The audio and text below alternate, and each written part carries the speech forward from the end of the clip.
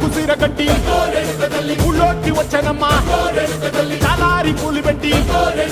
జాతరులు తెచ్చనమ్మా తంగేడు పూలు పెట్టి కంకాణ దూకేనమ్మా ముక్కు ముక్కెర పెట్టి ముల్లోకాల నెలనమ్మా ముందార చూడంగా మున్నూరు కన్నులమ్మా వెనకాల చూడంగా ఏనూరు కన్నులమ్మా